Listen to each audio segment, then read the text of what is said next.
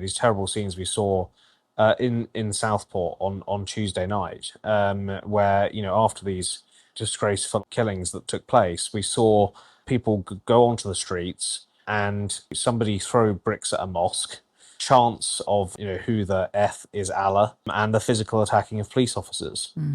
We know there's no evidence yet that they subscribe to any particular creed. There's zero evidence of a link to Islam. It's a son of Rwandan refugees, one of the most integrated ethnic groups in the UK.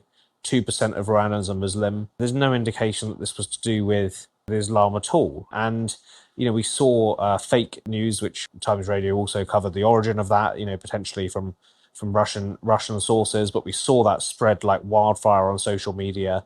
We saw a lot of this stuff be weaponized. And again, a mischaracterization of the scandal and of the attack. Now, violent protests about the Southport knife attacks spread last night to Hartlepool and the centre of London. The police made 100 arrests in Westminster, and the Prime Minister says he wants to talk to police chiefs about taking action. Times Radio's Daryl Morris was near Downing Street and talked to some of the protesters. What's brought you here? What do you think's brought me here?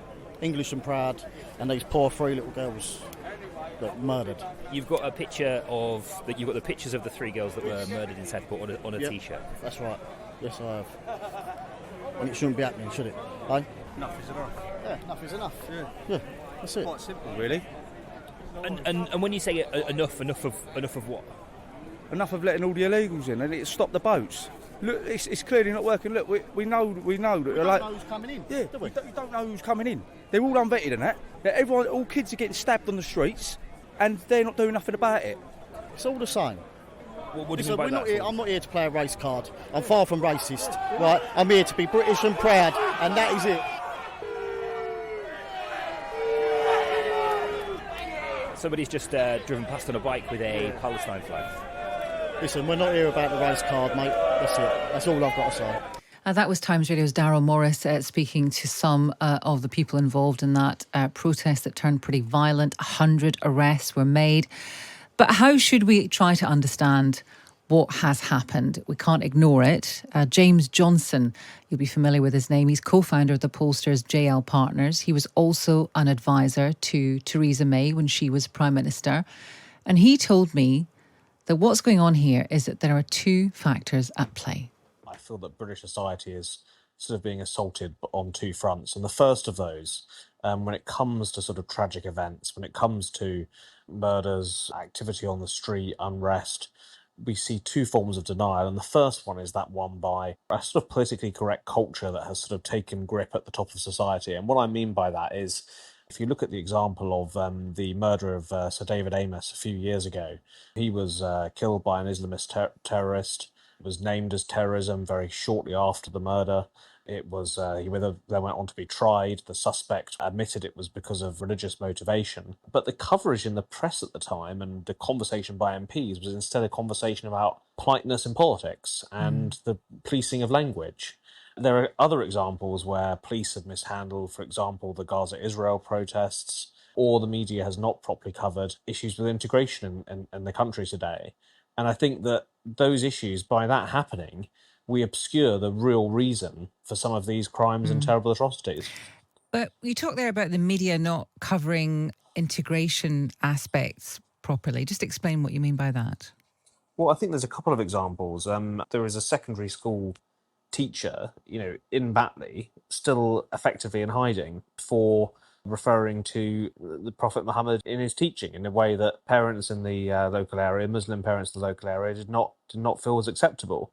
That is something that was covered briefly at the time and hasn't ever been revisited. That feels to me in modern Britain to be a scandal. There are also other examples, particularly in relation to the BBC, where we've had ethnic unrest on the streets of Britain. Several examples in recent months where these have been covered without reference to some of the races involved and some of the religious and racial issues that underpin some of that tension.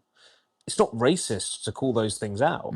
It's just honest reporting of it. And I think that often some of our more liberal areas of the media are more worried about causing offence than actually shining a light on those issues. And that does no one any favours.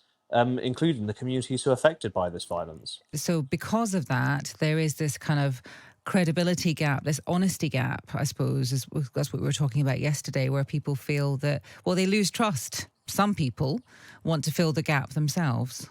I don't think anything excuses some of the behaviour we've seen in recent days in relation to the reaction to that we saw in Southport.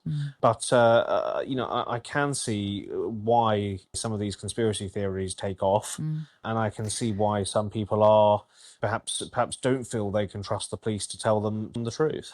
The second issue then that you identify is the denial of the so-called lazy racists. Explain that. These terrible scenes we saw in Southport on Tuesday night, where after these disgraceful killings that took place, we saw people go onto the streets and somebody throw bricks at a mosque, chants of who the F is Allah, and the physical attacking of police officers. We know there's no evidence yet that they subscribe to any particular creed. There's zero evidence of a link to Islam. It's a son of Rwandan refugees, one of the most integrated ethnic groups in the UK. 2% of Rwandans are Muslim. There's no indication that this was to do with Islam at all. And, we saw fake news, which Times Radio also covered the origin of that, potentially from Russian sources. But we saw that spread like wildfire on social media.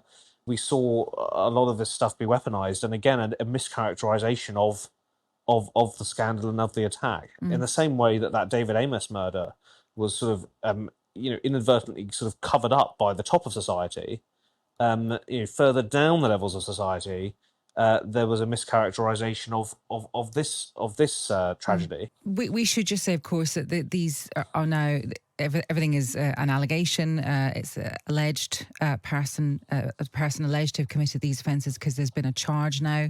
How do we fix this? Because this is something actually that a lot of people have been talking about recently. A lot of our listeners have been getting in touch and saying, I don't identify with the people who are rioting.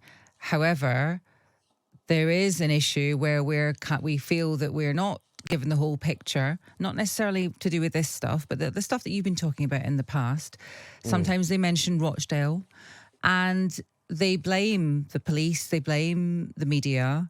And these are not people who completely disrespect those kind of institutions, but they definitely don't have the same belief or confidence in those institutions as they did maybe 10 or 20 years ago.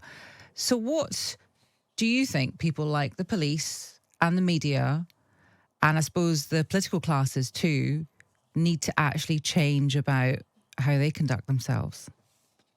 Well, I think they need to drop some of the euphemisms and beating around the bush and say things how they are. And I think that by being more transparent and upfront and honest, including when they don't know the facts, then it's going to take time, but people may well then give them the benefit of the doubt in situations where it might take them a bit longer to establish what's happened. I think it's about frankness, and I think it's about honesty, and I think it's really sort of removing that sort of super ultra liberal sensitivities. No one normal thinks like this, but BBC or certain types of the media or the police will almost go out of their way not to offend certain groups, when actually everybody can see it clearly in light of day for what something might be, and that means that you then feel these problems. But I think the real thing is that those two denials I talked about, it's quite rare, I think, to see people call out both of them. You see one side call out one side, and you see the other call out the other, and I think that's what we need to get away from. We need to get away from a situation where actually we identify both of these issues. And I wonder whether this is going to become, in political terms, almost a sort of new centre ground. Maybe this is the new moderate position now, to recognise these real challenges with the liberal consensus in this country, recognise some of those real challenges and the need to call out some of these issues on integration, immigration, whatever it might be, but also not to lapse into the knee-jerk reaction of suddenly taking a sort of ultra right-wing position on these things.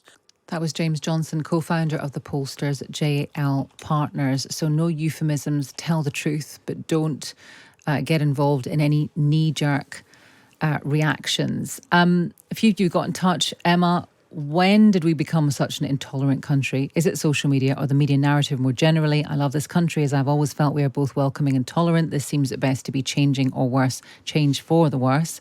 But Adrian has said, we know 100% that we will be lied to, which is why many innocent girls had to have their lives ruined by grooming gangs. Therefore, never be surprised that false information is believed, says Adrian.